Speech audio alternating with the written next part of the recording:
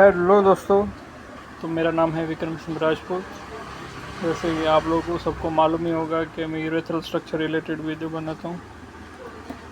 और दोस्तों, आज का हमारा टॉपिक ये है कि मैं क्या करता हूँ, कहाँ रहता हूँ और मैंने सर्जरी कहाँ करवाई, उसका कितना कॉस्ट आया, और बाकी मैं अपने लाइफस्टाइल बारे में बताऊँगा कि मेरी लाइफस्टाइल कैसी है और मैं डेली रूटीन में क्या करता हूँ। अगर ये वीडियो दोस्तों आपको अगर अच्छा लगा तो इसके बाद मैं अपना फुल डेली रूटीन बता सकता हूँ कि मैं क्या करता हूँ, कैसे करता हूँ। लेकिन आपको अगर जानना है तो उसके लिए आपको ये वीडियो लाइक करना पड़ेगा। तो मैं आपका सुबह से ला के शाम तक का पूरा रूटीन बताऊँगा, लाइक ब्लॉग के कैसे मैं डायलेशन स्टार्टिंग में करता हूँ और शाम तक मेरी लाइफस्टाइल क्या है और कैसे चलती है। इससे आपको एक अनुमान लग सकता है कि एक बंदे की अगर सर्जरी हो चुकी है वो लाइफ कैसे जी रहा है वगैरह, उसके ऊपर वीडियो बनाऊंगा। लेकिन भाई, जब तक कोई बंदा सब्सक्राइब नहीं करेगा और लाइक नहीं करेगा तो मैं वैसे वीडियो नहीं बनाऊंगा। तब भी आपको अगर कुछ डाउट वगैरह है तो मैं क्लियर करता ही हूँ। मेरे एक भी कमेंट मेरे हिसाब से ऐसे नहीं रहेगी जिसका मैं रिप्लाई नहीं दिया हूँ, सबका रिप्लाई दिया हूँ।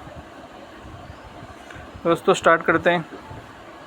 तो दोस्तों, गांव मेरा है राजस्थान और रहता हूँ मैं मुंबई में, महाराष्ट्र में, मुंबई, नवी मुंबई, और डिस्ट्रिक्ट है पनवेल। और पनवेल में मेरी शॉप्स हैं दोस्तों। एक्चुअली 3 शॉप है मेरी, ग्रोसरी की है, मोबाइल की है और स्टील प्लास्टिक गिफ्ट वगैरह, 3 शॉप है मेरी। तो दोस्तों, और रही बात मैंने सर्जरी कहाँ पे करवाई, सर्जरी मैंने करवाई पनवेल में हॉस्पिटल है। अगर आपको जानना है तो कमेंट करो तो मैं आपको बता दूंगा कहाँ पे, लोकेशन वगैरह भी सब भेज दूंगा आपको। लेकिन उससे भाई कुछ ऐसा कुछ नहीं कि जहाँ वहाँ से आप कराओ तो उसका बेनिफिट ज़्यादा रहेगा, ऐसा कुछ नहीं है। जहाँ से भी आप सर्जरी कराओ ये ध्यान दो कि वो डॉक्टर कैसा है, उसका एक्सपीरियंस कैसा है, उसने पहले कितनी सर्जरी की है, वो मेन डिपेंड करता है, उसकी डिग्री वगैरह क्या है।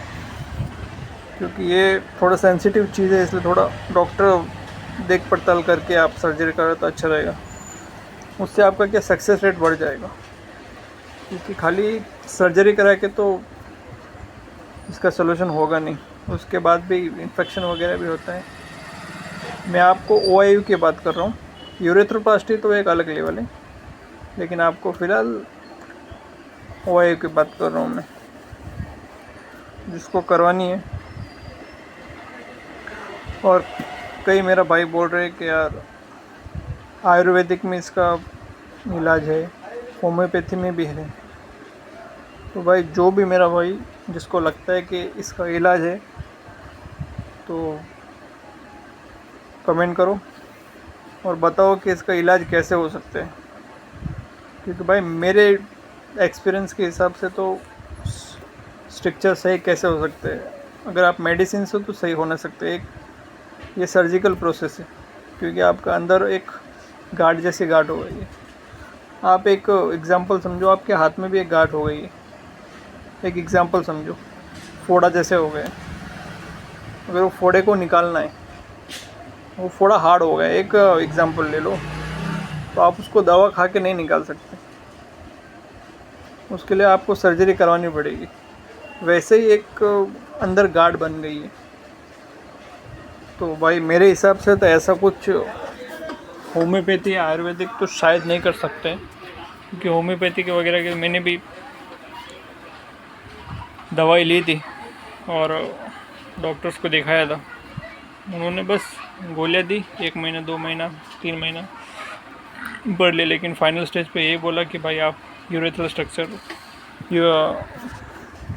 के लिए यूरोलॉजिस्ट से मिलो। तो भाई, जो मेरे आसपास में जो अपना होम्योपैथी वाला था, उसने तो मुझे ये बोला था कि आप यूरोलॉजिस्ट से मिलो। और यूरोलॉजी से मिला वो आपको सब प्रोसेस मालूम है। उसके बाद सर्जरी वगैरह सब हुई। तो भाई मेरे हिसाब से तो ऐसा पॉसिबल नहीं है, बाकी हो सकता है, नहीं बोल सकते।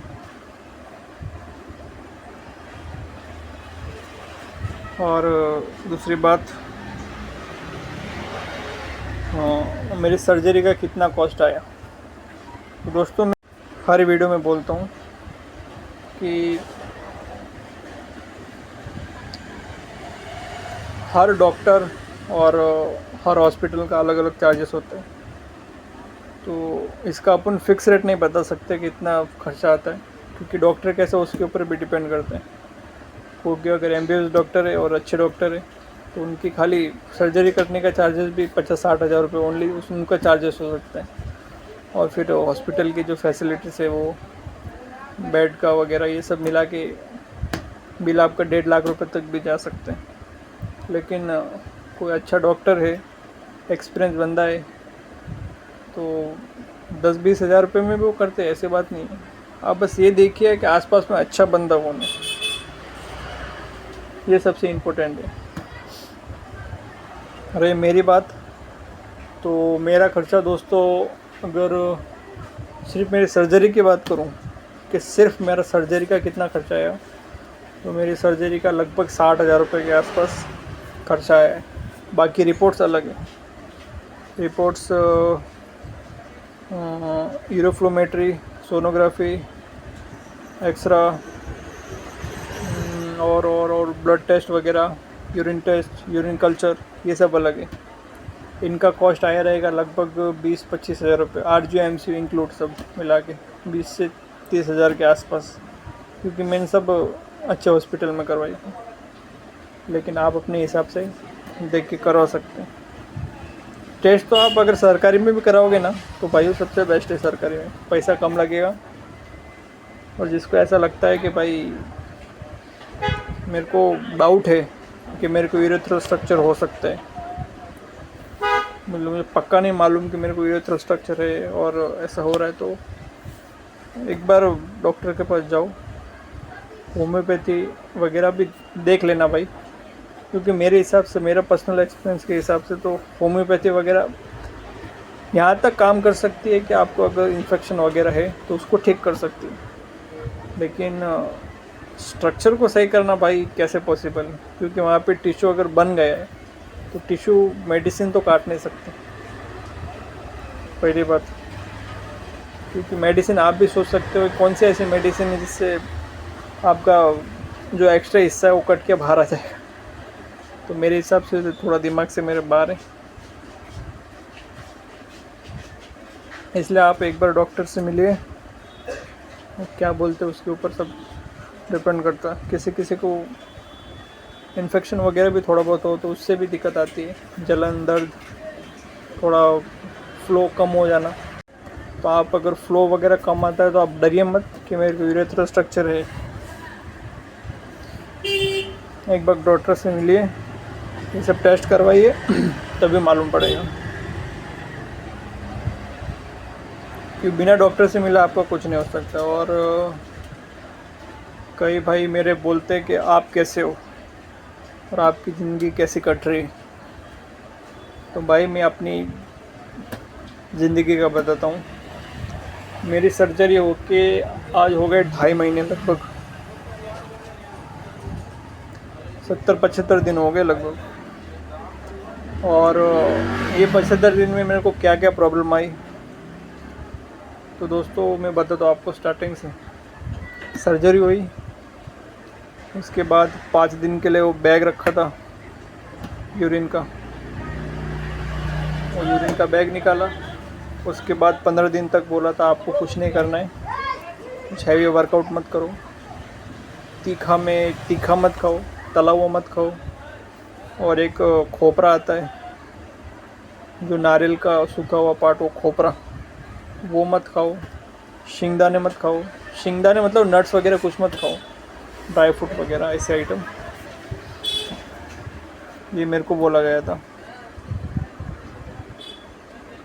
फिर हो गए 15 दिन, और 15 दिन एक बात और ये कि 10 दिन हो गए और जैसे 11वें दिन गया तो मुझे थोड़ा लगा कि मेरे को थोड़ा दर्द हो रहा है और फ्लो भी कम हो गया। तो मैं भाई डर गया वापस कि कैसे वापस तो हील नहीं हो गया।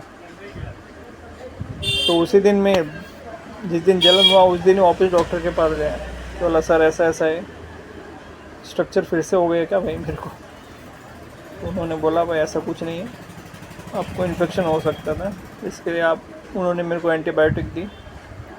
फिर वो खाई, जैसे ही खाई दूसरे तीसरे दिन मेरे को वापस से सही हो गया। उन्होंने मेरे को 6 दिन का कोर्स दिया था, तो और 2-4 दिन ऊपर निकल गए। उसके बाद गया तो उन्होंने मेरे को डायलेशन सिखाया कि आपको डायलेशन कैसे करना है, वो बताया। उसके बाद 5-6 दिन डायलेशन किया। मेरा फर्स्ट एक्सपीरियंस आपको बताता हूँ डायलेशन का कैसा था। दर्द तो मेरे को भाई ज़्यादा नहीं हुआ, लेकिन अनकम्फर्टेबलनेस इतना ख़तरनाक हुआ था, आप पूछो मत। मेरी आँख लिटरली पूरी लाल हो गई थी और आंसू आने वाले थे कि भाई मैं अपने पेनिस में पाइप डाल रहा हूँ यार, अंदर कैसे हो रहा है, क्या हो रहा है, कैसे होता रहेगा भाई, किधर प्रॉब्लम आ जाएगी वगैरह। बहुत डर लगा, बस घबराहट की वजह से। कुछ दर्द वगैरह नहीं होता। स्टार्टिंग में बहुत प्रॉब्लम मेरे को लगा। स्टार्टिंग के 1 हफ्ता आप समझ लो, 1 हफ्ते तक मेरे को डर लगा कि क्या मालूम ब्लेडर फाड़ के बाहर तो नहीं निकल जाएगा पाइप वगैरह, कि यूरेथ्रा तक ही पहुंचा है, आगे पहुंचा कि नहीं पहुंचा। लेकिन धीरे धीरे आप अगर करते हो तो आपको इसका नॉलेज होता है कि आप ब्लैडर किधर तक है। अभी ब्लैडर तक पहुंच गया, यूरेथ्रा तक पहुंच गया, ब्लैडर से बाहर निकल गया, आपको सब लगभग नॉलेज हो जाएगा। क्योंकि भाई मैं डेली डायलेशन करता हूँ, मेरा स्ट्रक्चर लंबा है। जैसे मैंने एक उसका वीडियो भी डाला है, जिस भाई ने नहीं देखा वो देख सकते हैं। मेरा स्ट्रक्चर अच्छा खासा लंबा है, मेरे हिसाब से 1.5 सेंटीमीटर के आसपास होगा। तो रही भाई मेरा केस और आपके केस में ज़मीन आसमान का भी फ़र्क हो सकता है। हो सकता है आपका स्ट्रक्चर एक बहुत छोटा हो, 2-4 mm का, ये भी हो सकता है। मेरा केस में तो मेरा स्ट्रक्चर तो बहुत बहुत बड़ा था मेरे हिसाब से। अगर ये मेरे को प्रॉब्लम चल रही है 5-6 साल से, तो मैं भी भाई आपके ऐसे ही था कि अभी क्या होगा, कैसे होगा, जलन हो रही है। लोकल डॉक्टर के पास जाता था, मेडिसिन देते थे, रिपोर्ट्स भी निकालते थे, वही ब्लड टेस्ट वगैरह सब कुछ, सोनोग्राफी वगैरह करते थे, नॉर्मल रिपोर्ट आती थी। फिर लास्ट में बोल देते थे कि भाई आप पानी ज़्यादा पिया करो, पानी की वजह से आपको प्रॉब्लम हो रही है। तो फिर से पानी स्टार्ट कर देते पीना अच्छे से, और जितना पानी पीते थे उतनी जलन होती थी। और जब कम पानी पीते थे तो और जान निकल जाती थी। तो मैंने तो भाई बहुत बहुत ज़्यादा बड़ी बड़ी गलतियाँ कर दी है। तो इसलिए भाई मैं वीडियो बनाता हूँ कि मेरा भाई और कोई ऐसी गलती ना करे, इसलिए मैं वीडियोस बनाता हूँ आपके लिए। जो अपने स्ट्रक्चर जिसको भी फॉर्म हुआ है वो देख के समझ जाए कि भाई ये बेकार प्रॉब्लम है, आपको बहुत प्रॉब्लम दे सकती है। तो मेरा कैसा लगे। और एक ये क्वेश्चन है कि भाई स्ट्रक्चर हो गया तो सेक्स में भी प्रॉब्लम आती है, मास्टरपेशन करते तो उसमें भी प्रॉब्लम आती है। क्या क्या प्रॉब्लम आती है आपकी लाइफ में। तो भाई सेक्स में तो ऑफकोर्स प्रॉब्लम आती है। क्या आप करते हो तो आपका स्पर्म बाहर नहीं निकल पाता है। ₹30 received on PhonePe। निकलने के टाइम ऑफ कोर्स में तो आपको थोड़ा दर्द और जलन भी होता है, क्योंकि इन्फेक्शन बना रहता है, स्ट्रक्चर नहीं रहता। थोड़ा स्पर्म वापस से ब्लैडर में जाता है, यूरिन के साथ मिक्स होता है तो इन्फेक्शन पैदा करता है। तो जिसको स्ट्रक्चर है उसको दर्द और जलन तो होना लगभग फिक्स ही है। जिसको छोटा स्ट्रक्चर है उसका खाली फ्लो ही कम आएगा, उसको इन्फेक्शन होने का चांसेस बहुत कम रहेगा, क्योंकि छोटा स्ट्रक्चर है तो इन्फेक्शन होगा नहीं। मेरा तो भाई आपने देख लिया कि बहुत बड़ा स्ट्रक्चर था। ₹10 received on PhonePe। तो और भाई डरो मत, मैं इतना बड़ा स्ट्रक्चर होने के बाद तो भाई जी रहा हूँ ना, और अच्छी खासी लाइफ जी रहा हूँ भाई, कोई टेंशन नहीं है, एकदम बिंदास रहो।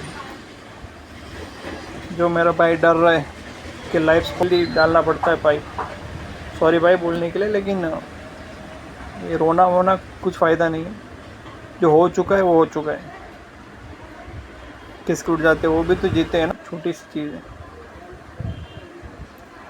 मैं तो डेली डायलेशन कर रहा हूँ, मुझे ये भी नहीं मालूम कि मुझे कितना टाइम करना है, 1 महीना करना है, 2 महीना करना है, या फिर शायद सालों भी करना पड़े। फ़िलहाल तो डॉक्टर ने मुझे 3 महीने के लिए बोला है कि 3 महीने रेगुलर डायलेशन करो, उसके बाद फिर से आओ और आपको बताएंगे कि आपको एक दिन छोड़ के करना है कि नहीं करना है। देखते हो डॉक्टर अभी कितने दिन के बोलते हैं। 2-3 साल का तो मुझे बोला है कम से कम कि आपको 2-3 साल तक तो करोगे तो शायद चांसेस है कि आपका स्ट्रक्चर वापस से ना बने, तो करेंगे, 2-3 साल भी कर लेंगे, कोई टेंशन नहीं है। अगर नहीं करूँगा तो फिर लास्ट ऑप्शन, तो लास्ट क्या, मेरा फर्स्ट ऑप्शन वो यूरेथ्रोप्लास्टी था, लेकिन डॉक्टर ने बोला था अगर आपका शादी वगैरह नहीं हुआ है तो अगर आप ये अगर सर्जरी करवाते हो तो आपके लिए अच्छा रहेगा। एक बार शादी हो जाए और बच्चे वगैरह सब हो जाए तो कोई टेंशन वाली बात नहीं। यूरेथ्रोप्लास्टी में एक सक्सेस रेट 80% है, लेकिन एक 20% ये चांसेस है कि जो आपको ओपन सर्जरी करवाएंगे तो जहाँ से स्ट्रक्चर एरिया वहाँ से काट के जो हॉल बड़ा करेंगे वो शायद थोड़ा बड़ा भी हो सकता है। तो इसमें एक ये प्रॉब्लम है हॉल बड़ा रहेगा तो आपका स्पर्म पूरा बाहर नहीं आएगा और वहाँ पे अटक सकता है, और आप किधर बैठोगे वगैरह तो फिर स्पर्म बाद में बाहर निकलेगा। एक ये चांसेस भी है, इसके चांसेस कम है, बहुत कम है, इसलिए मैंने पहले OIU करवाया और देखेंगे अगर बाद में अगर ज़्यादा प्रॉब्लम हो रहा है। मैं डायलेशन में तो पूरा ध्यान दूंगा दोस्तों कि डायलेशन टाइम पे करूं जितना डॉक्टर बोल रहा है, तो चांसेस तो नहीं आने दूंगा, लेकिन तब भी अगर आते हैं तो भाई क्या कर सकते हैं, वो भी देख लेंगे। क्या आपके लिए मैं इतना अगर वीडियो बना रहा हूँ तो आपका भी एक फ़र्ज़ बनता है कि बंदे को सब्सक्राइब कर दे यार, आपका क्या जा रहा है, फ़ायदा आपका भी और मेरा भी है। तो ठीक है दोस्तों, आज की वीडियो में बस इतना ही, और अगर आपको कुछ डाउट वगैरह रहेगा तो आप कमेंट करिए। आपका भाई बैठा है, तो बाय बाय।